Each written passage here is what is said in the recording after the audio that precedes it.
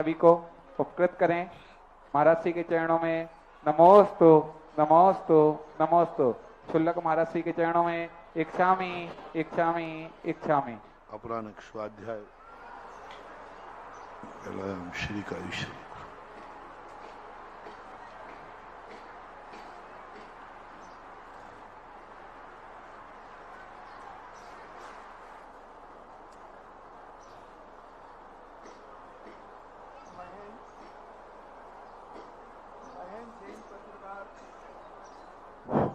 महेंद्र जैन पत्रकार इंदौर से पूछते हैं, नमोस्तु महाराज जी, कर्म चेतना और कर्म फल चेतना किस कर्म के उदय से आती है? कर्म फल चेतना औदैक भाव है। औदैक भाव का अर्थ होता है कर्म के उदय में जैसा परिणाम कर्म कराया वैसे कर लेना। जैसे क्रोध कर्म का उदय आया तो हमने क्रोध कर लिया, मान कर्म का उदय आया तो मान कर लिया, हमारे लिए शोक कर्म का उदय आया हमने शोक कर लिया, अशाता कर्म का उदय आया हम रो पड़े, शाता कर्म का उदय आया हम हंस पड़े। जैसे कर्मों का उदय आया वैसे ही हम अपने परिणाम कर लेते हैं, वैसे ही फल भोगना पड़ता है। उसको कर्म फल चेतना बोलते हैं। कर्म फल चेतना एक इंद्रियों में होती है, क्योंकि ये प्रतिकार नहीं कर सकते। इसलिए एक इंद्रिय जीव जो होते हैं वे सारे के सारे कर्म फल चेतना करते हैं। दो इंद्रिय से कर्म चेतना चालू होती है। कर्म चेतना का अर्थ है पुरुषार्थ। एक चींटी है, यहाँ उसको खतरा दिखता है, वो दूसरी तरफ मुड़ जाती है, यानी कर्म ले जा रहा था उसको अग्नि की तरफ, लेकिन उसने सावधानी से मोड़ लिया, यानी कर्म कर लिया। तो दो इंद्रियों से लेकर के ये कर्म चेतना चलती रहती है, क्रमशः अपने गुण स्थानों के अनुसार कर्म चेतना बनती है। ज्ञान चेतना और एक होती है जो श्रद्धा की अपेक्षा से तो चतुर्थ से शुरू होती है, लेकिन वास्तविक रूप में अनुभव के रूप में सिद्धों में शुरू होती है। पूज्यवर कुंद स्वामी ने पंचास्तिकाय में कहा, पाणद मरिकंताणम नानम बिंदंती जे जीवा। जो प्राणों से अतिक्रांत हो गए हैं ऐसे सिद्ध भगवान ज्ञान चेतना का अनुभव करते हैं, ऐसा विवक्षा शास्त्रों में है। अर्चना जैन तेजपुर से पूछती हैं, नमोस्तु महाराज जी, अगर हम स्वप्न में किसी का आघात करते हैं, घात पहुंचाते हैं, तो उसमें किस प्रकार का दोष लगता है? आपको स्वप्न में कैसी अनुभूति हो रही है? तुम्हें घात करने में आनंद आ रहा है, घात करने में क्रोध आ रहा है? स्वप्न में जो भी कार्य होते हैं उनमें आपको अनुभव कैसा आ रहा है, उस अनुभव के आधार पर कर्म का बंध होता है।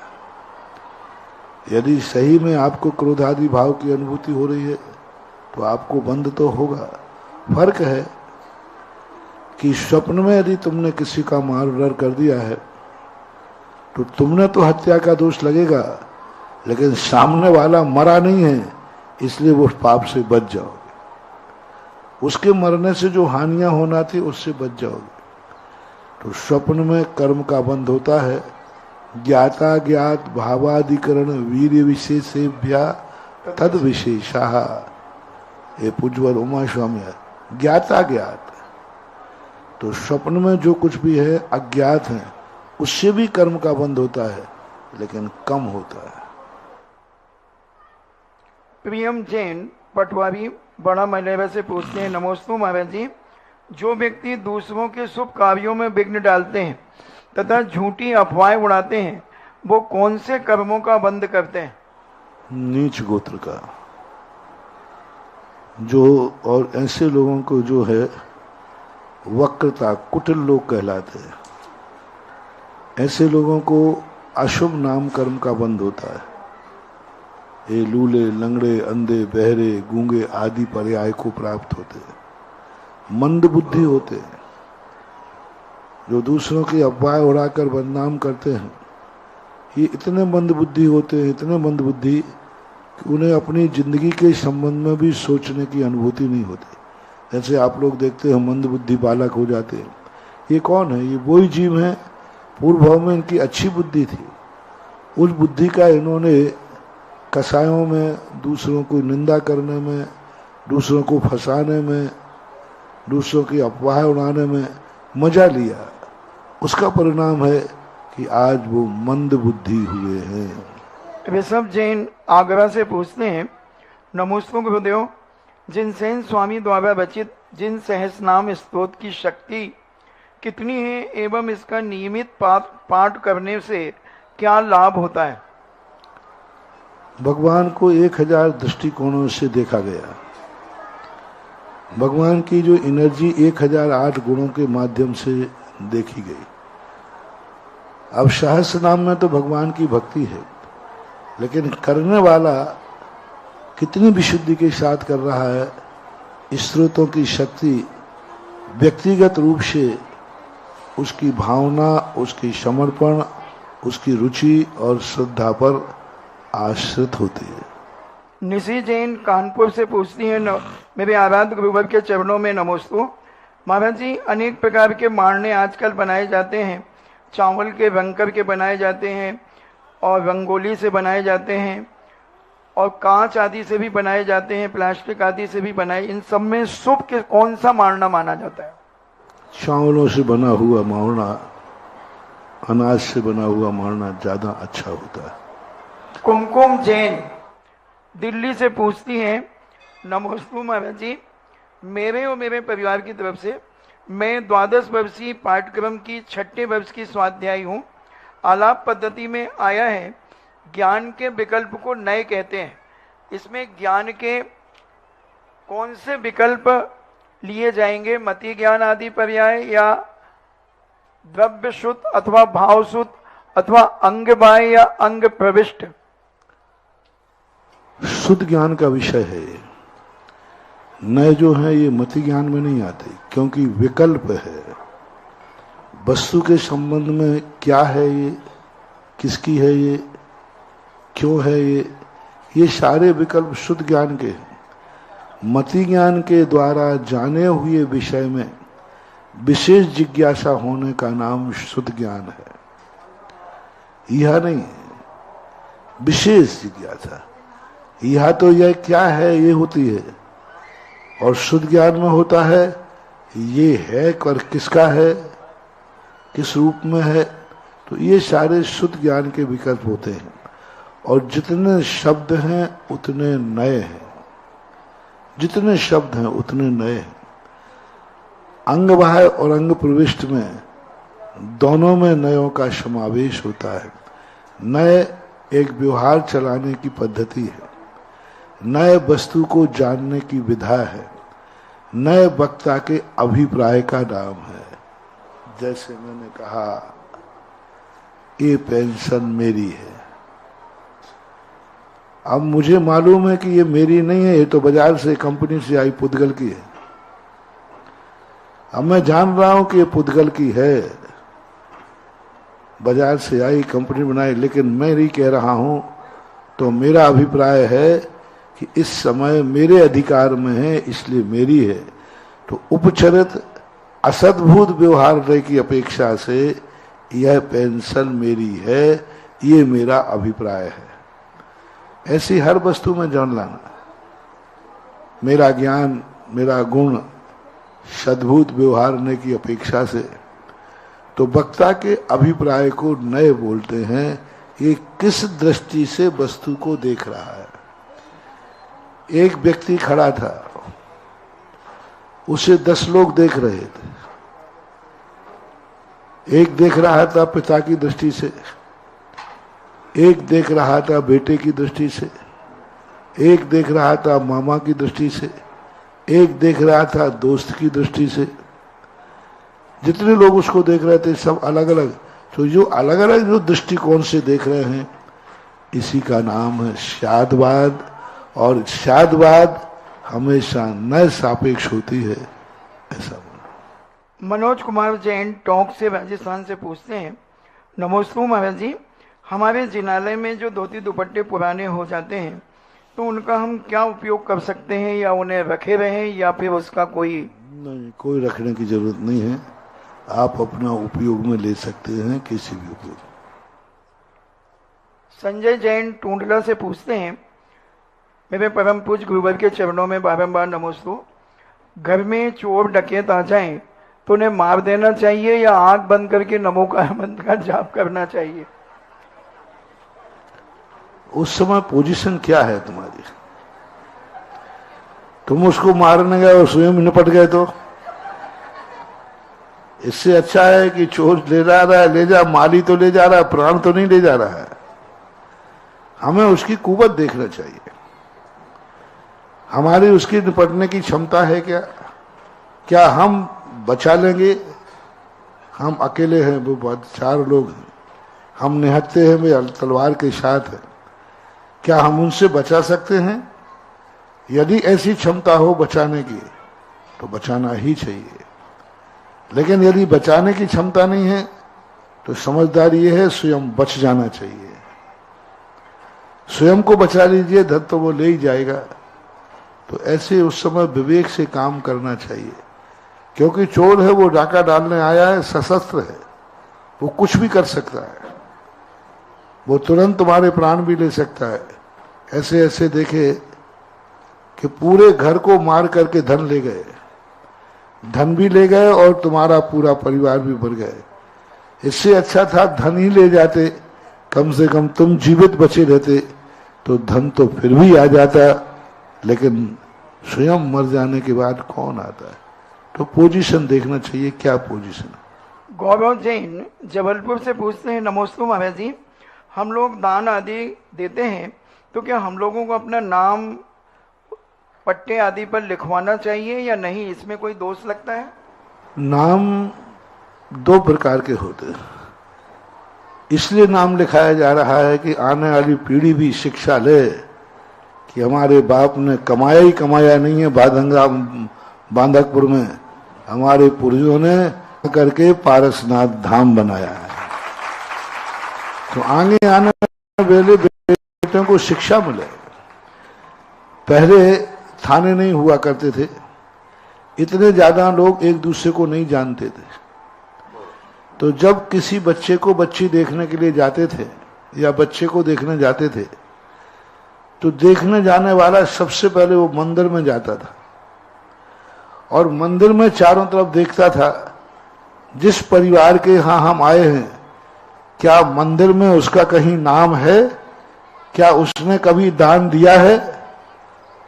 और मंदिर में यदि उसका कहीं दान नहीं लिखा तो वो माली से मिलता था, क्यों यहाँ फलाने सेठ रहते हैं, उनका दान कहीं नहीं लिख रहा है। और मंदिर में कहीं दान का नाम नहीं लिखता था तो उस घर में जाए बिना वहीं से धीरे खिसक जाता था कि जिस व्यक्ति ने अपनी जिंदगी में मंदिर में 2 पैसे नहीं दिए वो क्या मेरी बिटिया के लिए सुख देगा, और मंदिर निर्णायक था। इसलिए लोग नाम लिखाते, कम से कम बेटा का शादी तो हो जाए।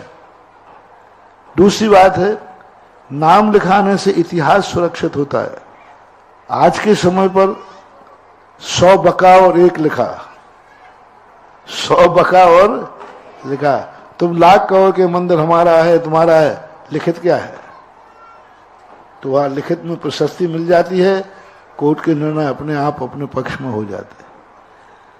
दूसरा कारण है कि स्वयं नहीं लिखाते तो कमेटियों को लिखवाना चाहिए। आज का समय में बहुत सारे मंदिर हमारे चले गए क्योंकि हमारा वहां कोई प्रशस्ति नहीं। गिरनार में हमारा शिलालेख होता, आज हमारा होता। क्षेत्रों में हमारे होते, आज दिगंबर श्वेतांबरों के झगड़े होते हैं। यदि मूर्ति पर प्रशस्ति लिखी होती तो बांट लो भाई, प्रशस्ति किसकी लिखी है? देख लो दिगंबर जैन लिखा है, देख लो कुंद को नामना लिखी है, देख लो दिगंबर मुनिराज ने सूर्य मंत्र दिया है, उनका नाम लिखा है। तो आज के समय में प्रशस्ति का बड़ा महत्व हो गया। प्रशस्ति से हम सुरक्षा कर लेते, मान के लिए ही प्रशस्ति लिखी जाती है, ऐसा कोई नियम नहीं है। ऐसा नेहा जैन आगरा से पूछती है, नमस्ते महाराज जी, आपने बताया था कि हम गंधोदक को घर पर ले जा सकते हैं और सूर्यास्त के पहले उसे किसी पेड़ आदि में विसर्जन कर सकते हैं, परंतु कभी कभी हम तीर्थ क्षेत्रों पर जाते हैं और गंधोदक वहां से लाते हैं और उसकी मर्यादा समाप्त मार्ग में ही हो जाती है, तो फिर हम उस गंधोदक का क्या कर सकते हैं? कोई श्रद्धा अंधी होती है। श्रद्धा के समय आप कितना जल पीते हैं, करते हैं, कौन सी मर्यादा के अंतर्गत पीते हैं? बिस्लरी में जो जल पी रहे हो, ये कब का छना हुआ है? होटल पे जल पी रहे हो, कब का छना हुआ है? घर में जो जल पी रहे हो, ये कब का छना हुआ है? सुबह का। वो भी पता नहीं है, वो भी पता नहीं है कल का छना हो, कब छना ही नहीं हो। ऐसे तो इन स्थितियों पर थोड़ा सा एक मार्ग होता है और एक श्रद्धा होती है। घंटे 2 घंटे ज्यादा हो गए, श्रद्धा है तो दोष तो कम लगेगा, लेकिन तुम्हारी श्रद्धा का फल ज्यादा होगा। दिव्यांशु जैन आगरा से पूछते हैं, नमस्ते गुरुदेव, मैं IIT की तैयारी कर रहा हूँ, कभी कभी बहुत कोशिश करने के बाद भी पढ़ाई में मन नहीं लगता, तो महाराज जी ऐसा मैं क्या करूं कि मेरा मन पढ़ाई में लगता रहे? जितनी पढ़ाई में लगता है उतनी पढ़ाई कर लो, क्योंकि ज्यादा करोगे तो फिर टेंशन में आ जाओगे। क्योंकि पढ़ाई के लिए भी अपनी ताकत देखो, रुचि देखो, क्षोभक्षम देखो कि आपका कितना है। ऐसा राहुल जैन अशोकनगर हिंडोली बूंदी से पूछते हैं, नमस्ते महाराज जी, पूजन के बाद अभिषेक किया जाता है या नहीं? क्योंकि हमारे यहाँ अभिषेक बहुत लेट होता है और मैं मंदिर जल्दी चला जाता हूँ तो पहले पूजन कर लेता हूँ, फिर सभी के साथ में अभिषेक करता हूँ, तो यह कोई दोष तो नहीं है? मार्ग तो नहीं है, लेकिन अपवाद मार्ग में निषेध भी नहीं कर सकते। मार्ग तो नहीं कह सकता, लेकिन ऐसी परिस्थिति जब तुम्हारी है कि आपको जल्दी जाना है और अभिषेक के कारण लेट होंगे तो कर लेते हो, तो कोई महान दोष नहीं। महिलाओं के साथ अक्सर कर होता है, वे अभिषेक के बाद देखने के बाद पूजन करेंगे तो उनको बहुत मुश्किल हो जाता है, इसलिए कर लेते हैं। मार्ग मत मानो, परिस्थिति जन्य करते हो तो फिर कोई बाधा भी नहीं। धर्म और मोक्ष मार्ग के विषय में जिज्ञासा होना लाजमी है, और हमारा सौभाग्य है कि हमारे पास सच्चे देव के द्वारा लिखे, सच्चे देव द्वारा प्रणीत सच्चे शास्त्र और उन पर आचरण करने वाले सच्चे गुरु हमारे बीच मौजूद हैं, और जो पंचम काल के अंतिम तक रहेंगे। ऑनलाइन जिज्ञासा के उपरांत हम सभी आज कुंडलपुर के प्रवेश द्वार पर बांदकपुर पारस धाम में बैठकर यह जिज्ञासा समाधान का सीधा प्रसारण जिनवाणी, आदिनाथ, पुण्योदय, सुधा कलश आदि चैनलों के माध्यम से देख रहे हैं। यहाँ उपस्थित समस्त श्रोतागण एवं समस्त जिनवाणी आदि चैनलों के माध्यम से जो भी भक्तगण अपने घर से यह सीधा प्रसारण देख रहे हैं, आप सभी की ओर से गुरुवर के चरणों में त्रैबार नमोस्तु नमोस्तु नमोस्तु गुरुवर और छुल्लक जी को इच्छामी। आज के संचालन के लिए मैं आवाज देने जा रहा हूं श्रमण संस्कृति संस्थान के अंतर्गत संचालित श्री सुधा सागर आवासीय कन्या महाविद्यालय सांगानेर की विदुषी बहन सुस्मिता एवं बहन मानसी जैन कृपया विवाहें और संचालन का कार्यभार संभालें। एक बार जोरदार करतल तालियों के साथ इनका सम्मान करें।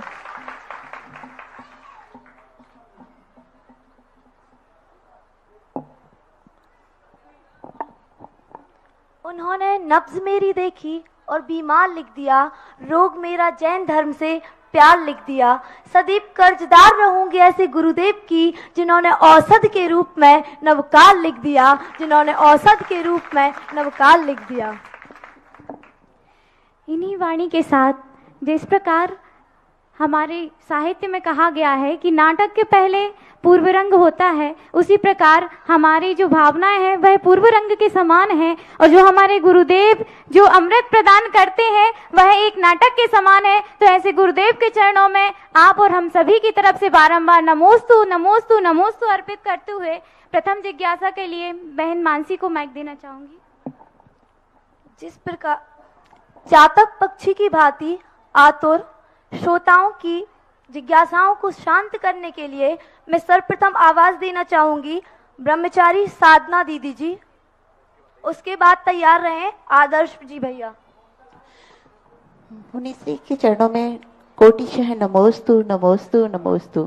क्षुल्लक श्री जी के चरणों में इच्छामी इच्छामी इच्छामी। महाराज जी, मेरी जिज्ञासा है कि गुरुदेव का इतना अधिक पुण्य था और वैसा ही पुण्य आज मुझे आपका दिख रहा है कि आपके आहार के समय प्रत्येक व्यक्ति जिसने आहार दे लिए वह भी चाहता है कि हम आपको प्रतिदिन आहार दें, और उस समय हमें ऐसा लगता है कि शायद आपका जो व्यवस्थित आहार होना चाहिए वह नहीं हो पाता है। तो हम सभी श्रावकों का क्या कर्तव्य बनता है कि हम मुनिचर्या में किसी तरह से बाधक न बनते हुए और सही से आहारचर्या करवा सकें। परोपकाराय शताम विभूति। साधु संत स्वयं कष्ट उठा करके यदि दूसरे को शांति मिलती है तो हम लोग कष्ट उठा लेते हैं। रही बात देने की, दाता ये सोचता है कि मेरा जो बीज है वो उस खेत में ज्यादा बोने का प्रयास करता है जिसमें उसकी फसल कई गुनी हो। वो देने का ये सोचता है कि मैं जिसको दान दे रहा हूं वह सारे जगत को रिटर्न कितना करता है और वह कितने रूप में फलित होगा।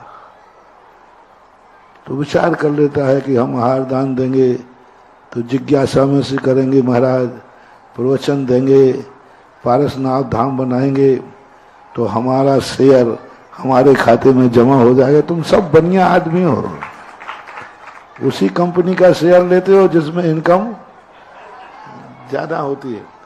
तो अब वो उन महाराज को पकड़ लेते कि महाराज दिन भर में कितना काम करते हैं, कितनी कमाई करते हैं, स्वयं का भी कर रहे हैं और ये भी कर रहे हैं, तो इतनी कमाई इनकी है तो इस कंपनी का शेयर ले लो तो हमारी कमाई भी ज्यादा हो जाएगी। यही रीजन इनका होता है और यही रीजन दान की परंपरा का है कि दान व्यक्ति देना चाहता है लेकिन वो चाहता है कि ये दान हमारा कितना गुना फलेगा।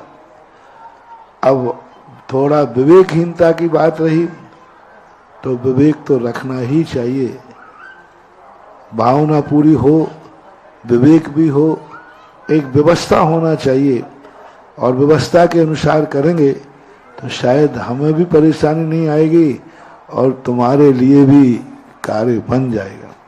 एक व्यवस्थित करना जरूरी है। 150 लोग आहार देते हैं, 200 लोग आहार देते हैं, वो बड़ी बात नहीं है, लेकिन एक व्यवस्थित ढंग से दें, ईमानदारी से।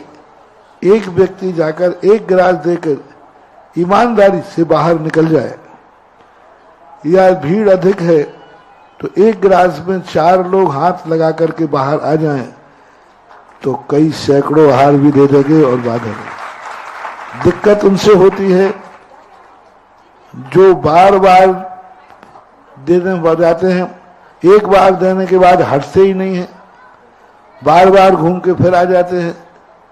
तो इस व्यवस्था के कारण से सारी दिक्कतें होती हैं। व्यवस्थित करें, यही है। अब बंद करें तो बड़ी आफत हो जाए।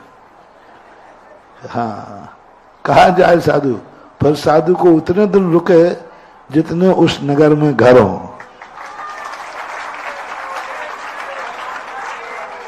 तो फिर उतना दिन साधु का रुकना कहाँ कहाँ संभव होगा। अब जबलपुर में जाके उतने दिन रुको तो पूरी जिंदगी वहीं निकल जाएगी।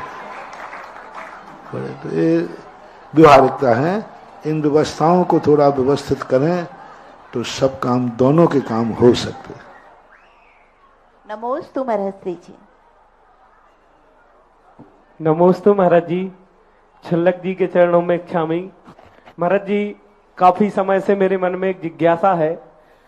जैसे सांगानेर संस्थान से व्रतों में या शिविर इत्यादियों में मेरे यहाँ विद्वान आते हैं, और संस्थान के लिए तो व्यक्तिगत लोग अपनी जेब से पैसे दे देते हैं, लेकिन भैया जी लोग आते हैं, उनका सम्मान पैसों के फंड से किया जाता है। ये उचित है कि अनुचित है?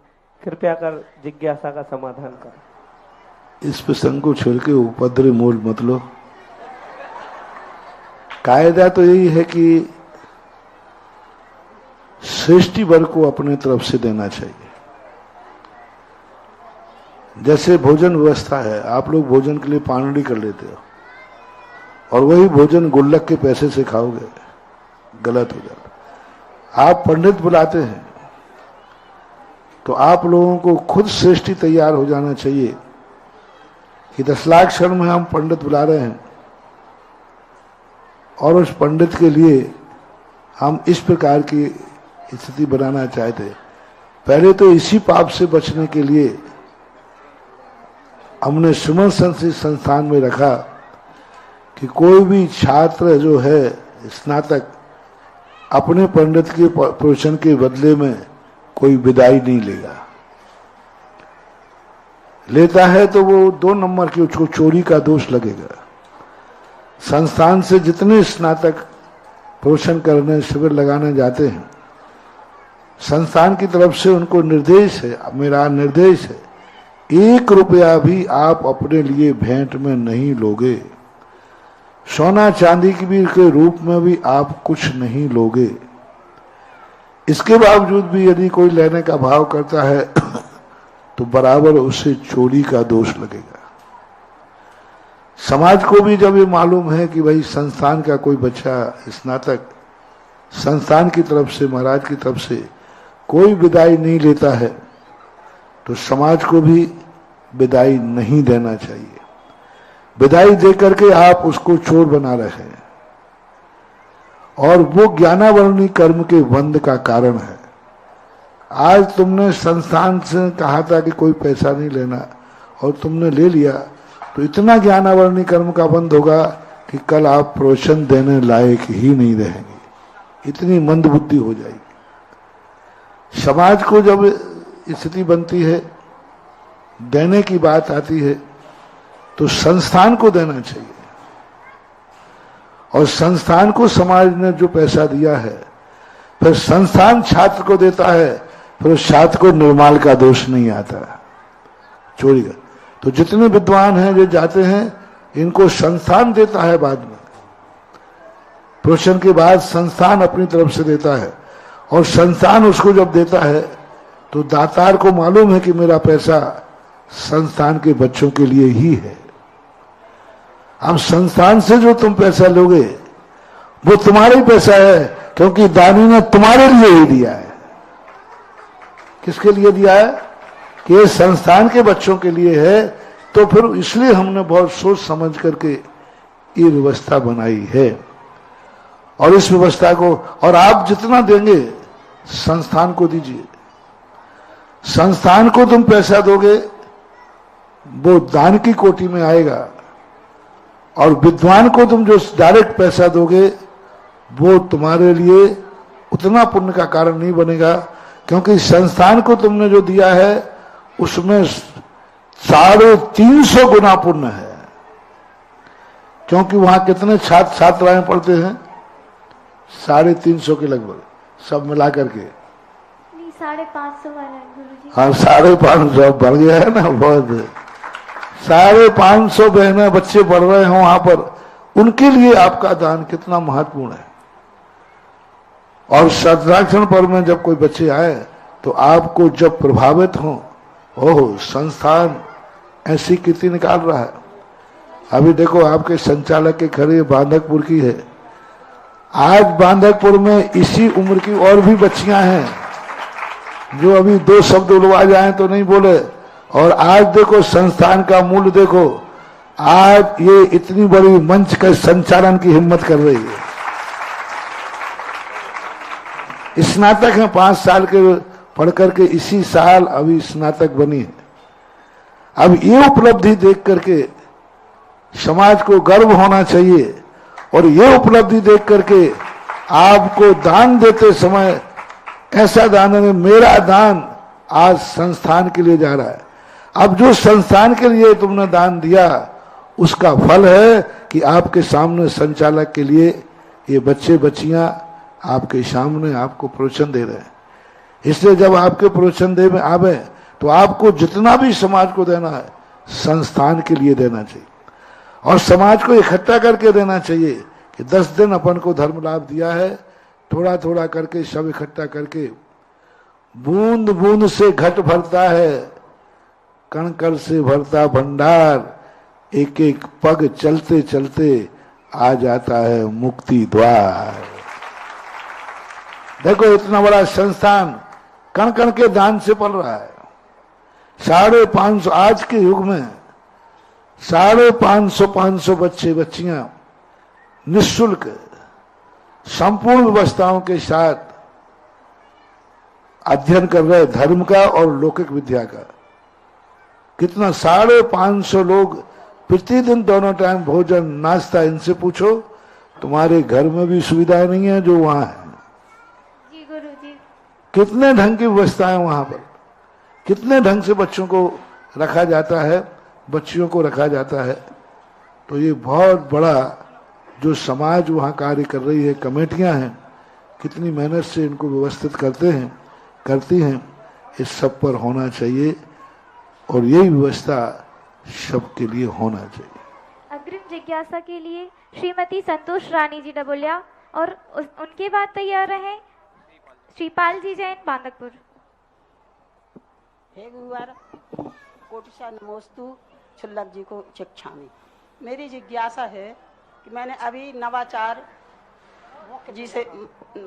जी से 2 प्रतिमा की नियम लिया था, लेकिन मैंने पूछा कुछ नहीं उनसे, उनने आशीर्वाद भर दे दिया। अब मैंने नृत्याचार पूर्वक मैं कैसे उसका पालन करूं, यथायथ समझाइए। व्रत प्रतिमा के जो नियम हैं मूल रूप से 5 अणुव्रत हैं। संकल्प पूर्वक हिंसा नहीं करना, संकल्प पूर्वक झूठ नहीं बोलना, संकल्प पूर्वक किसी की चोरी नहीं करना, अपने आप में संयम तुम्हारा है ही, परिग्रह का परिमाण करना कि हम अपने जीवन में इतने ही ज्यादा परिग्रह नहीं रहेंगे, उसमें फुटकर और स्थूल भी हो सकता है। 3 गुणों में 4 शिक्षाव्रतों का पालन करना चाहिए। अष्टमी 14 को उपवास नहीं बनता है तो एक आसन कर लेना चाहिए। तीनों टाइम सामायिक करना चाहिए। विदेश जाने का त्याग कर देना चाहिए।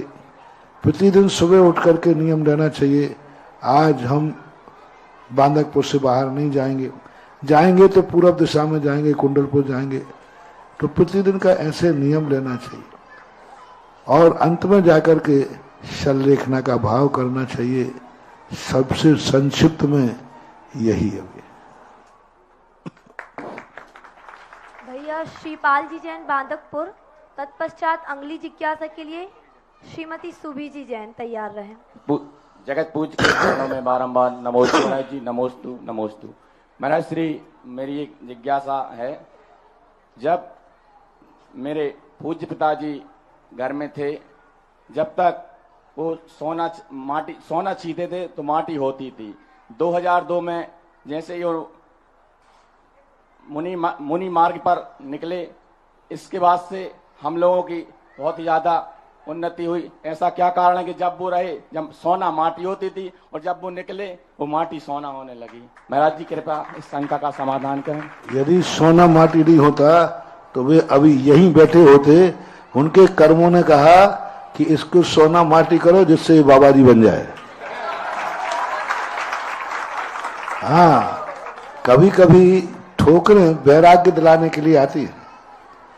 यदि व्यक्ति को ठोकर नहीं लगे तो वैराग्य नहीं होता। व्यक्ति को संकट नहीं आए तो धर्म करने का भाव नहीं करता। यदि वो सोना बना रहे, माटी का सोना हो जाता तो अभी वो सोनी का इंतजाम कर रहे होते और यहीं बैठे होते। इसलिए ऐसा नहीं कह सकते, कभी कभी कर्म ऐसी परिस्थितियां करा देता है जिसके माध्यम से वह संसार मार्ग में न फंस करके वैराग्य मार्ग की तरफ चला जाए। नमोस्तु। श्रीमती रश्मि जी जैन और अगली जिज्ञासा के लिए तैयार रहे भैया निहाल जी जैन। गुरुदेव के चरणों में त्रिवार नमोस्तु, छुल्लक जी के चरणों में इच्छामि। महाराज श्री, मेरी इच्छा जिज्ञासा है, क्या दान देने से पहले हमें पात्र का गुणस्थान का निर्णय करना चाहिए और कैसे निर्णय करें, इसको इसकी जरूरत है?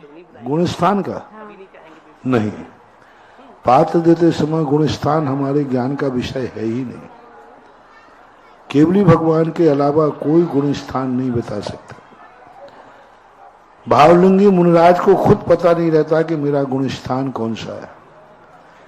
चर्या को देख करके चरणानुयोग के अनुसार दान आदि क्रियाएं चरणानुयोग का विषय है। तो चरणानुयोग के अनुसार आप जो उनकी चर्या है 28 मूल गुणात्मक क्षुल्लक आरिकाओं की जो 11 प्रतिमा आत्मक, उनकी बाह्य चर्या को देख करके ही दान दिया जाता है। ऐसा वसुनंदी महाराज ने वसुनंदी श्रावकाचार में लिखा। क्योंकि हमारे ज्ञान का विषय है ही नहीं। हम जो आंखों से देख सकते हैं उतना ही देख करके और ये मान के दे देना चाहिए। मान लीजिए तुम्हें डाउट है कि हमें निर्णय नहीं हो रहा है, तो पंडित जी टोडरमल जी ने बहुत अच्छी एक बात कही कि जैसे आज भगवान नहीं है तो हम मूर्ति में भगवान की स्थापना करके जिनेन्द्र देव मानकर पूजा करते हैं, ऐसा ही यदि कोई विकल्प हो तो साक्षात चौथे काल के मुनि की स्थापना करके उन मुनिराज को आहार आदि दान दे देना चाहिए। क्योंकि हम देखने में नहीं आ रहा है इसलिए, और किसी का शिथिलाचार बाह्य क्रियाएं स्पष्ट देखने में आ रही हैं तो फिर नहीं देना चाहिए। आंख बंद करना नहीं, लेंस लगा के देखना नहीं।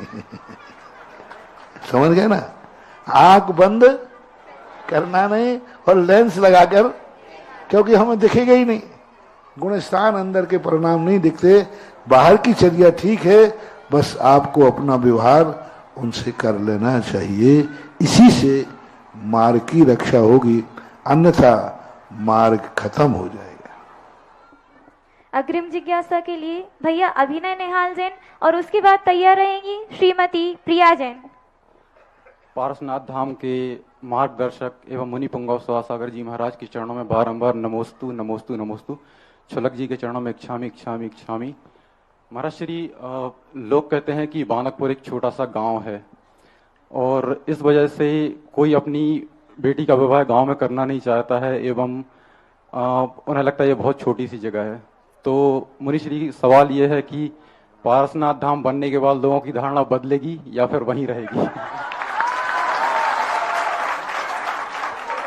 अब देखो, बेटा बेटिया की शादी के संबंध में तो मैं नहीं कहता, लेकिन पारसनाथ धाम बनते ही लोगों को बांधकपुर की बेटी लेना और बेटी देने में गर्व जरूर महसूस होगा। ये परिणाम जरूर बनेंगे, क्योंकि और आजकल बहुत स्थितियां संभल रही हैं, बहुत जल्दी लौटने वाले। बड़े बड़े शहरों में और अमीरों को बेटा बेटियां देने से क्या नुकसान हो रहे हैं वो बड़े अद्भुत हो रहे हैं। आज ऐसे हो रहे हैं कि बेटी को ले जाते हैं और वहां जाकर गरीब आदमी की बेटी रहती है तो वहां जाकर उसको क्या उलाहना दिया जाता है। और फिर कई बार खतरनाक रहते हैं, बड़े आदमियों के बच्चे पता नहीं कैसे निकलते हैं, कितनों से उनके संबंध होते हैं। बाद में जाकर जब बेटी को पता चलता है तो जिंदगी भर रोना पड़ता है। कम से कम बांधकपुर में देने वाला बेटी को कम से कम बेटी आएगी तो बहू जिंदगी भर सुरक्षित रहेगी, और बेटी जाएगी तो उसका घर सुरक्षित रहेगा। ये जरूर संस्कार यहाँ से मिलेंगे। लौट रहे हैं लोग, आजकल गांव में से बेटी लेने लगे हैं। थोड़ा देने के संबंध में थोड़ा दिक्कत है, लेकिन वो भी अब धीरे धीरे गांव की तरफ लोगों के रुझान हो रहे हैं। अग्रिम जिज्ञासा के लिए श्रीमती प्रियाजी जैन, तत्पश्चात तैयार रहेंगे संतोष कुमार जी जैन, शिक्षक, 12 वर्षीय पाठ्यक्रम संयोजक दमोह। नमोस्तु महाराज जी। महाराज जी, आज मेरा प्रश्न ये है कि नदी में जब पानी ज्यादा हो जाता है तो उसकी रोक के लिए बांध बना दिए जाते हैं, पर जब क्रोध, मान, माया, लोभ, ईर्ष्या जी सब ज्यादा हो जाए हम सब लोगों में, तो इस पर बांध कैसे बनाएं? इसी के बांध के लिए तो संयम आता है, इसी बांध के लिए तो मौन आता है, इसी बांध के लिए तो क्षमता भाव आता है, इसी बांध के लिए तो कहा जाता है कि जब कोई क्रोध आवे, जब कोई बुरे दिन आवे, तो इसी के लिए तो पूजा कराई जाती है, जे कर्म पूरब किए खोटे सहे क्यों नहीं। तो यही चिंतन तो बांध है, अपने परिणामों को वस्तु स्वरूप के चिंतन करके अपने क्रोधादि भाव को रोक लेना ही बांध का कार्य करता है। इसलिए इंद्रिय संयम और प्राणी संयम, इस संयम के माध्यम से इन क्रोध, राग, द्वेषादि भावों को रोका जाता है। संतोष कुमार जी जैन, शिक्षक, संयोजक दमोह। उसके पश्चात तैयार रहेंगी श्रीमती प्रियंका डबलिया। मुनि निर्यापक सदा सागर जी महाराज के चरणों में त्रैवार नमोस्तु नमोस्तु नमोस्तु। महाराज जी, 4 पंक्तियों के साथ मैं अपनी जिज्ञासा को पूर्ण कर रहा हूँ। आपके यहाँ हर शंका का समाधान होता है, हर शिखर का यहाँ सोपान होता है, घबराने की जरा भी जरूरत नहीं है बंधुओं। पूज्य मुनि सदा सागर जी के यहाँ हर रोग का निदान होता है, पूज्य मुनि सदा सागर के यहाँ हर रोग का निदान होता है। पूज्य मुनि श्री हमारे यहाँ श्री दिगंबर जैन पार्श्वनाथ नन्हे मंदिर जी में 12 वर्षीय पाठ्यक्रम का केंद्र संचालित है। मैं विगत 6 वर्षों से इस पाठ्यक्रम को संचालित कर रहा हूं। 6 साल पहले मैंने 15 परीक्षार्थियों के नाम दर्ज किए थे और वर्तमान में हमारे केंद्र में 230 परीक्षार्थी इस बार अभी परीक्षा दे रहे हैं, जिसमें 10 महिलाएं बांधकपुर से भी हैं, आप खड़ी हैं सामने, और हटा, झलोन आदि अन्य जगह से भी परीक्षार्थी दे रहे हैं। पूज्य गुरुदेव, मेरी यह जिज्ञासा है कि जो यह पाठ्यक्रम आपने आपके आशीर्वाद से संचालित है, इसका बहुत ही सकारात्मक प्रभाव देखने को मिल रहा है, किंतु इसमें 90% महिलाएं ही भाग ले रही हैं। पुरुषों की संख्या ना के बराबर है और 21 वर्ष से 35 वर्ष की बालक बालिकाएं भी इसमें रुचि नहीं ले रहे हैं। कृपया आप ऐसा मार्गदर्शन करें कि इसकी जागृति ज्यादा से ज्यादा हो और सभी स्वाध्याय के प्रति संकल्पित हों। हो जी। पुरुष लोग जो हैं अपने आप को थोड़ा सा अहंकार में है, ये मानते हैं कि हम तो पुरुष हैं, हमें ज्यादा धर्म करने की जरूरत नहीं है। पुरुषों को सबसे ज्यादा स्वाध्याय की तरफ मुड़ना चाहिए, क्योंकि सबसे ज्यादा आरंभ और परिग्रह, सबसे ज्यादा पाप करने के चांस पुरुष को होते हैं। पुरुष से सबसे ज्यादा हिंसा होती है, पुरुष सबसे ज्यादा झूठ बोलना पड़ता है, पुरुष को सबसे ज्यादा चोरी करना पड़ती है, पुरुषों को सबसे ज्यादा मन बिगड़ने की संभावना होती है, पुरुषों को सबसे ज्यादा परिग्रह की मूर्छा होती है। अतः कायदा से पुरुषों को नियम से स्वाध्याय करना चाहिए, जरूर अनिवार्य। 1 घंटे स्वाध्याय करने से वो अपनी सारी जिंदगी को विवेकमय बना सकते हैं, लेकिन नहीं बनाते। यही तो विशेषता है। चौथे काल में शास्त्रों में हमें जितने भी ज्ञानी मिले सब पुरुष मिले, जितने भी पंडित मिले सब पुरुष मिले।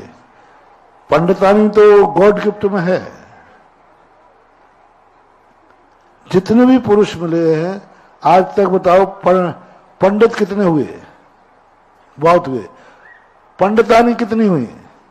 अभी संस्थान से चालू हुई है ओरिजिनल। वो पंडितानी तो डुप्लीकेट है, क्योंकि पंडित हैं इसलिए पंडितानी है।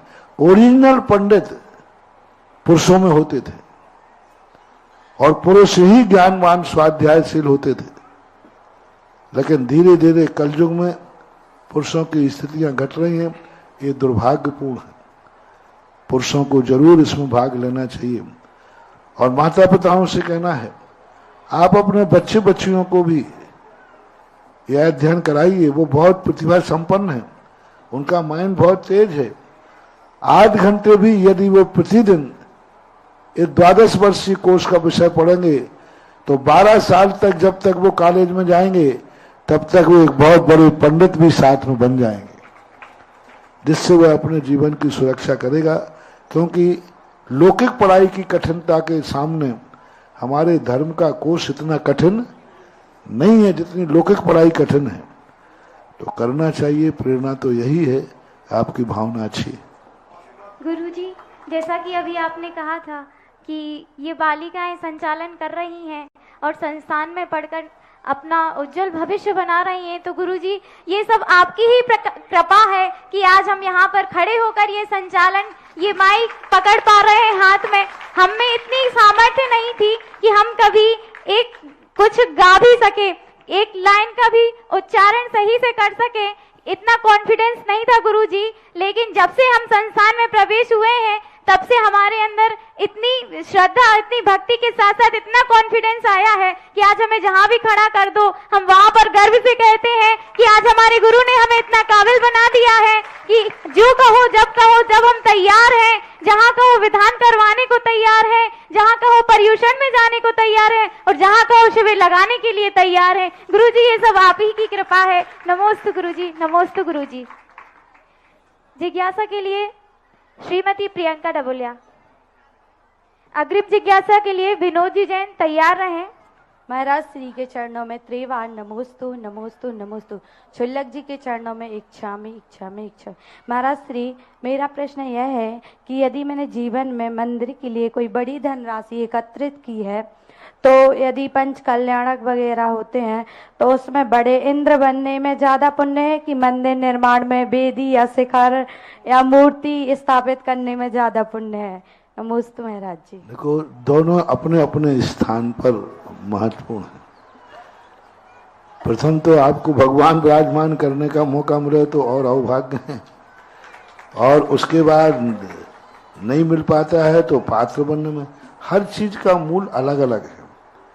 जैसे भोजन आप करते हैं तो रोटी का मूल अलग है और पानी का मूल अलग है। अब तो आप कहो कि पानी ज्यादा पिए कि रोटी ज्यादा खाएं, तो दोनों चाहिए, बैलेंस मिला करके करना चाहिए। जब जैसी अनुकूलता बने वैसा आपको कार्य करना चाहिए। यदि आपका पात्र बनने का भाव है तो कोई बात नहीं, पात्र बनने में अपनी रुचि रखिए। और पात्र बनने में कोई समस्या है तो कैसे, तरीके नाना प्रकार के होते हैं, उनका फल भी अलग अलग होता है। वो आपकी रुचि, आपके आनंद के ऊपर, आपको क्या कार्य करने में आनंद आता है। मैंने कहा कि दान में या व्रत में कोई पुण्य नहीं है, आपके आनंद में पुण्य है कि आपको ऐसा किस कार्य में लगता है, आज मेरा धन और मैं धन्य हो गई, ऐसा भाव जिसमें आए वो कार्य करें। बस अनुभूति होना चाहिए, अनुभूति होना चाहिए कि मैंने ये कार्य किया, मेरा धन धन हो गया, मेरा जीवन धन हो गया। ऐसी अनुभूति जिस कार्य को करने में हो उस कार्य में आपको अपनी धन का व्यय कर देना चाहिए। श्रीमान विनोद कुमार जी जैन। आरिका मां नगर गौरव, आरिका मां अनुत्तरमती, अगाधमती और ओमकारमती माता जी के गृहस्थ जीवन के भ्राता श्रीमान विनोद कुमार जी जैन। मुनिश्री जी के चरणों में नमोस्तु नमोस्तु नमोस्तु। हे मुनिश्री जी, सुगमाल मुनिराज के जीवन के 3 दिन शेष रहते ऐसा कौन सा पुण्य जागृत होगा जिसमें उन्हें दिगंबर मुनि राज के दर्शन हुए एवं उनका संसार भ्रमण का समय बहुत कम हो गया और हम सब के लिए आदर्श उदाहरण बन गए। नमोस्तु महाराज जी। पुण्य का उदय तो नहीं कहेंगे, उनकी जागृति का पुरुषार्थ, कि जैसे उनको पता चला कि मेरी उम्र 3 दिन है तो हाय तौबा में नहीं पड़े, उन्होंने वैराग का उदाहरण किया। 3 दिन तो बहुत मिल जाते, कई लोगों को तो क्षण मात्र में भी अपना कल्याण कर लेते हैं। तो ये उनकी पुरुषार्थ की जागृति की वो है, पुण्य कर्म का उदय नहीं है, क्योंकि पुण्य कभी भी हमें मोक्ष मार्ग पर नहीं ले जाता, पुण्य तो संसार मार्ग की तरफ प्रेरित करता है। मोक्ष मार्ग में जब हम बढ़ते हैं फिर मोक्ष मार्ग की सामग्री पुण्य जुटा देता है। पुण्य को वैराग मुनि बनने का भाव तो उनको स्वयं को आया, स्वयं का उनका पुरुषार्थ था, कोई कर्म नहीं था। अब पुण्य कर्म देखो, अब वो जानते हैं कि यदि मैं सुबह हो जाएगा तो मां नहीं जाने देगी, मैं जा नहीं पाऊंगा।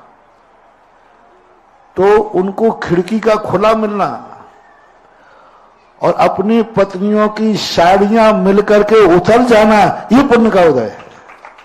कहां से उतरे वो? रात में बैराग होकर अपनी पत्नियों की साड़ियां बांध करके उसको पकड़ करके उतर के जंगल चले गए। ये जो सुविधा मिली ये पुण्य से मिली। लेकिन मुनि बनने का जो भाव आया ये पुण्य से नहीं आया, अपने पुरुषार्थ से आया। इसी को बोलते हैं धर्म पुरुषार्थ। तुम्हें मंदिर आने का भाव हुआ, ये तुम्हारा खुद का भाव है, और मंदिर खुला मिल गया, ये पुण्य का भाव है।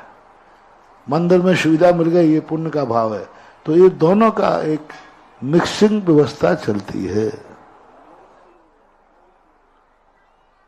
अभी जो संत श्री सुधासागर आवासीय कन्या महाविद्यालय का चयन शिविर गोलाकोट में आयोजित किया गया था, उसके अतिरिक्त अब ये शिविर महाराष्ट्र में और सांगानेर में भी आयोजित किया जाएगा। उसमें जो भी अभिभावक अपनी बच्चियों को भेजना चाहते हैं और विदुषी बनाना चाहते हैं तथा जो भी बच्चियां धर्म को पढ़ने के लिए इच्छुक हैं और गुरुजी का पावन सानिध्य पाना चाहती हैं, वो इन प्रवेश शिविर से अवश्य जुड़े, जिसमें आपको चयनित किया जाएगा और आपके पास योग्यता होगी तो आपको बालिका छात्रावास में प्रवेश दिया जाएगा। महाराज श्री, ये हम लोगों का पुण्य का ऐसा जागा कि भगवान ने और आपने मुझे दिया, हमारे पासनाथ धाम को दिया, छप्पड़ फाड़ के दिया। गुरुजी, कहाँ हम एक छोटे से मंदिर में सपासनाथ भगवान को छोटे से गरवाले में दर्शन करते, हमें रात में सपने में आप दिखाई देते कि एक बार पूज्य गुरुदेव के चरण इस बांधकपुर की धरा पे पड़ जाएं, और जैसे ही आपके चरण इस बांधकपुर की धरा पर पड़े, यह बांधकपुर नहीं रहा, श्री पारसनाथ धाम बन गया। ये सब आपका ही अतिशय है।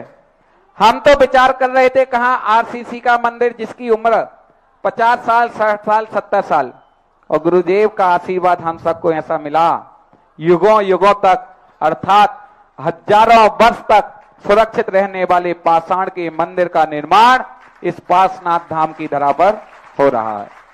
मंदिर के निर्माण में हम सभी लोग कंधे से कंधा मिला करके जैसा गुरुजी का निर्देश मिलेगा वैसा करने के लिए तैयार हैं, और इसी भाव से पूज्य गुरुदेव के सानिध्य में हमने श्री पार्श्वनाथ धाम बांधकपुर का एक ट्रस्ट निर्माण किया, कमेटी का निर्माण किया, जो पूज्य गुरुदेव के आशीर्वाद से आज यहाँ पर आशीर्वाद लेने के लिए उपस्थित होगी।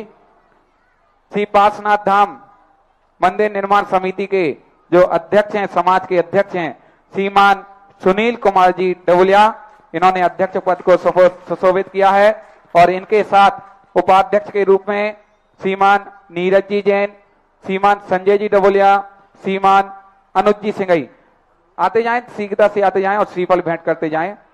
और कोषाध्यक्ष हैं श्रीमान पीयूष जी डबुलिया, सचिव हैं श्रीमान निर्भव कुमार जी जैन, समन्वयक हैं श्रीमान दीपक जी डबुलिया, निर्देशक श्री बाल ब्रह्मचारी नितिन भैया, और सह निर्देशक अर्थात मैं श्रीमान प्रासु डबुलिया। इसके पश्चात निर्माण प्रांगण प्रभारी हैं श्रीमान श्रीपाल जी जैन नीचे से ही, बाकी लोग सब नीचे से, मुख्य हैं वो ऊपर जाएंगे, बाकी सब नीचे से। जो निर्माण प्रांगण प्रभारी है श्रीपाल जी जैन, श्रीमान विवेक कुमार जी सिंगई, श्रीमान प्रदीप जी डबोलिया। मुनि सेवा समिति में जिन्होंने हमेशा से आगे रह करके काम किया, ऐसे श्रीमान ऋषभ जी जैन लालू, श्रीमान आदर्श जी जैन छुट्टू, अखिलेश जी जैन अक्कू भैया, धार्मिक आयोजन समिति श्रीमान सोनल जी जैन, और जो इस मंदिर निर्माण में सदस्य के रूप में काम करेंगे श्रीमान सुनील कुमार जी जैन सोनू भैया सन्मति, आकाश जी जैन शास्त्री, अनुराग जी जैन गुड्डू भैया, अमन जी डवलिया, संजय जैन पिपरिया, संजय जैन बरखेरा, श्रीमान मनीष जी सेलट, श्रीमान मनीष जी जुझार, पंडित श्री राहुल जी जैन, पंडित मथुरा प्रसाद जी जैन, श्री दिनेश जी जैन बंटी, श्री सचिन जी जैन टिकरी पिपरिया, निहाल जैन, सिद्धांत जैन, अमित जी जुझार, सत्यम जी जैन सांगानेर, श्रीमान विनोद कुमार जी जैन। सभी नीचे से ही सीपल बैठ करें, ऊपर नहीं आए। इन सभी ने आज महाराज श्री के सानिध्य में वचनबद्ध होकर के मंदिर निर्माण, पूरी कमेटी एक साथ आ जावे, अलग अलग आ रहे हैं, पूरी कमेटी नीचे आ जाए एक साथ और महाराज जी के सामने संकल्प करे। श्रीमान अध्यक्ष सुनील जी डबोलिया इधर आ जावे और वो अपने संकल्प को दोहराएं, जो हमने संकल्प पूज्य मुनि श्री के सानिध्य में और समक्ष लिया है। उस संकल्प को यहाँ पर हमारे निर्माण कमेटी के अध्यक्ष श्रीमान आदर्श भैया, एक कैमरा छोड़ो ये वाला, उधर जाओ, उस साइड कैमरे को साइड,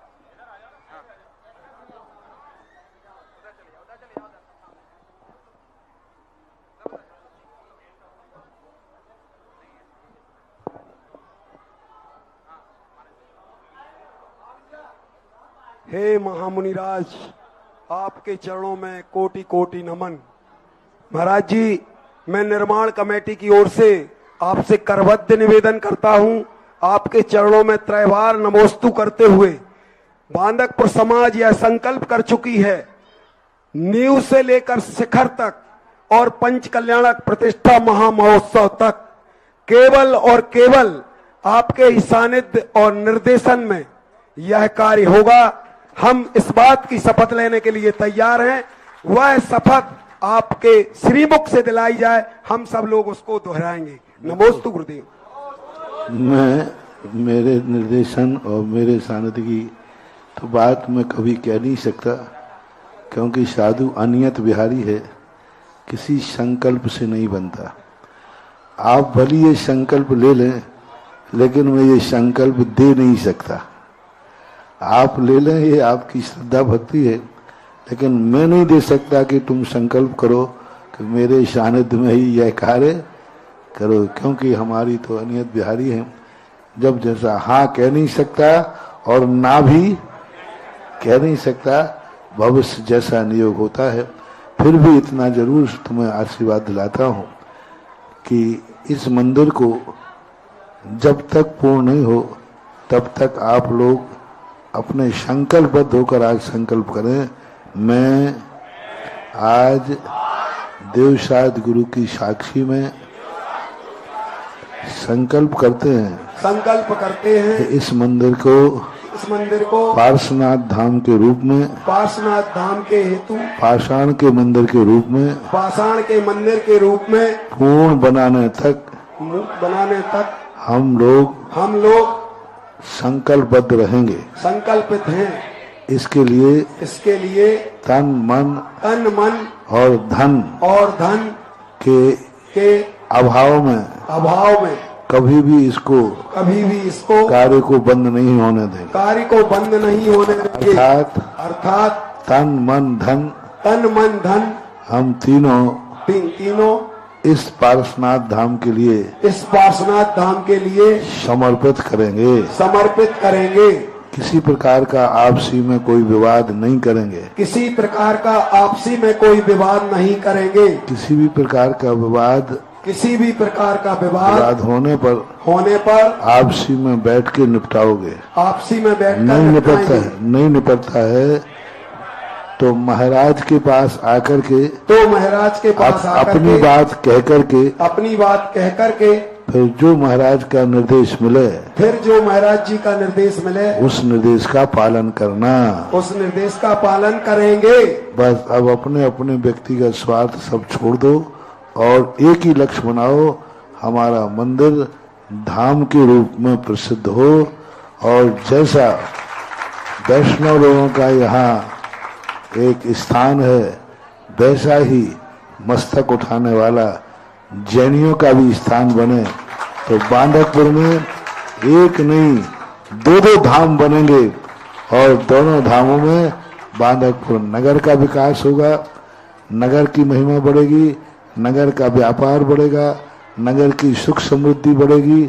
जैसे जैसे ये मंदिर बनता जाएगा वैसे वैसे बांधकपुर समाज की भी सुख समृद्धि बढ़ती जाएगी, बढ़ेगी। ये मेरा आशीर्वाद है। नमोस्तु गुरुदेव, नमोस्तु गुरुदेव, नमोस्तु गुरुदेव। बोले पासनाथ धाम तीर्थ प्रणेता मुनि पुंगव श्री 108 सुधा सागर जी महाराज की, पूज्य गुरुदेव मुनि पुंगव श्री सुधा सागर जी महाराज की जयकारा जोर से नहीं आया। पूज्य गुरुदेव मुनि पुंगव श्री 108 सुधा सागर जी महाराज की। अंतिम दो जिज्ञासाएं श्रीमान नीतेश जी जैन सरगम और अंतिम जिज्ञासा श्रीमती पलक डबलिया मणि जी जैन टीकमगढ़। परम पूज्य गुरुदेव के पावन श्री चरणारविंद में सकल दिगंबर जैन समाज परसौरिया का और हमारी ओर से, हमारे परिवार की ओर से, श्वेता नीतेश जैन सरगम की ओर से नमोस्तु गुरुदेव। गुरुदेव, अनेक तीर्थों को हमने देखा है और आपकी सन्निधि में हम भी अनेक तीर्थों पर जाने के बाद सौभाग्यशाली हुए, जैसे बीरोदय या फिर तपोदय, यशोदय, बहुत सारे तीर्थों पर हमें सौभाग्य मिला आपकी सन्निधि में कि तीर्थ कैसे एक शुरुआत से आगे बढ़ते हैं। बाकी चमचमाते हुए तीर्थ गोलाकोट को हम लोग को गए भी बहुत आनंद की अनुभूति हुई। गुरुदेव, आपने इस तीर्थ की माटी पर चलकर देखा है, यहाँ की बरगड़ाओं में, यहाँ के आभा मंडल में आपको क्या अनुभूति हुई गुरुदेव, हम लोग जानना चाहते हैं। नमस्ते गुरुदेव। अनुभूति इतनी हुई कि मंदिर को पारसनाथ धाम बना दिया। इसी से निर्णय होता है, साधु जब किसी को विकास के लिए देता है समझ लेना चाहिए वहाँ की माटी में अनगिनत बचनातीत ताकत होती है, तभी आशीर्वाद देता। नमस्ते गुरुदेव, नमस्ते गुरुदेव। गुरुदेव, परसौरिया के मंदिर की भी हम लोग आपके चरणों में विनय करते हैं कि हे भगवान, हमारे यहाँ के मंदिर का भी उद्धार आपके पावन आशीर्वाद से हो। नमस्ते गुरुदेव। अंतिम जिज्ञासा श्रीमती मणि जी जैन टीकमगढ़ और श्रीमती पलक डबलिया बांधकपुर साथ में। 108 सुधा सागर जी महाराज के चरणों में नमोस्तु नमोस्तु नमोस्तु। चोलक जी के चरणों में इच्छामी इच्छामी इच्छामी। महाराज श्री, मेरी जिज्ञासा है कि बच्चे की परवरिश में माता पिता के क्या कर्तव्य होने चाहिए जिससे कि उसका भविष्य उज्जवलमय हो। सबसे बड़ा तो हमें मात बच्चे को अर्थ की दृष्टि से ही नहीं देखना चाहिए कि ये बच्चा कितना कमाएगा, कितना पढ़ेगा। बच्चे को देखना चाहिए कि भली कम कमाएगा लेकिन संस्कारों के साथ कमाएगा। भली विदेश पढ़ने जावे या नहीं जावे लेकिन देश में रह करके भी आचरण से करेगा। आचरण और संस्कारों पर विशेष ध्यान देना चाहिए। आज के युग में लोग पढ़ाई पे ध्यान दे रहे हैं कि लौकिक पढ़ाई करके बहुत कमाएगा। पता चला कि वो घर से भी चला गया और माँ बाप को भी छोड़ दिया और अपने जीवन का नाश कर लेते। भली अर्थ कम आवे लेकिन अनर्थ ना हो जाए, यह माँ बाप को ध्यान रखना चाहिए। चलें, यहाँ पर जिज्ञासाएं कई क्रम समाप्त हुआ। माइक बंद हो गया। श्रीमान अनिल कुमार जी डबलिया परिवार की 3 बेटियों ने मंदिर निर्माण में 21 हजार राशि की घोषणा की है। विकास जी जैन कटनी, पलक जी जैन मुंबई और लालू जी जैन पनागर। और चारों बेटियों ने श्रीमान प्रिंस जैन सागर, वो चारों सीफल भेंट करें। और सोने की एक अंगूठी श्रीमती सुहाग रानी जी, श्रीमान भागचंद जी जैन ब्रह्मचारी आशिका दीदी के दादी इन्होंने सौभाग्य प्राप्त किया है वो भी यहाँ पर आके सप्लीमेंट करें। और आरती के लिए आज निर्माण समिति, जो भी मंदिर निर्माण समिति में आज जो भी हैं वो आज आरती में आगे आकर के आनंद लेंगे।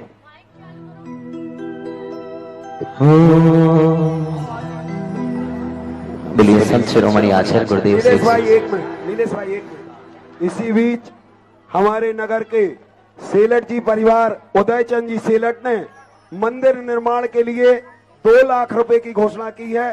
सेलट जी का परिवार आकर के महाराज श्री को श्रीफल बैठ करके आशीर्वाद प्राप्त करें।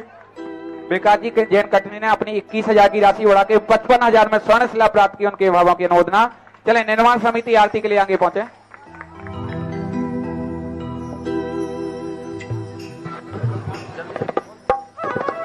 बोलिए संत शिरोमणि आचार्य गुरुदेव से 160 विद्या से राज की निर्यापक श्रवण मुनि बंगो से 180 सुधाकर जी महाराज की, क्षुल्लक से 105 गंभीर सागर जी महाराज के, क्षुल्लक से 105 उत्कृष्ट सागर जी, क्षुल्लक से 105 विदेही सागर जी महाराज की। नीलेश भाई एक घोषणा और आ गई है। इसी दान के क्रम में बांदकपुर की श्रीमती मीना जी डबलिया, श्री छोटू डबलिया ने एक सोने का पेंडल एवं 1 लाख रुपए नगद मंदिर में निर्माण के लिए घोषणा की है। भाई छोटू डबलिया, ठीक है। नितेश भाई कार्ड रखिए।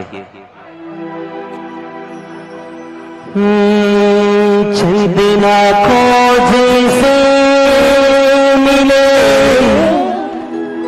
जग में प्रभु महावीर, हमको गुरु से मिले हरने सबकी पीर, हरने सबकी पीर। हरि सुधा सिंधु को जब मिला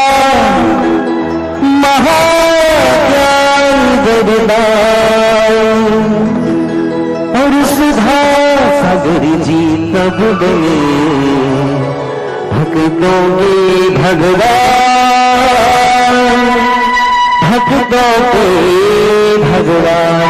बोलो भक्तों के भगवान की, वर्तमान में समंत भक्त की। चलते हैं। ये तो गुरुदेव आचार्य विद्यासागर जी की अनमोल कृति है।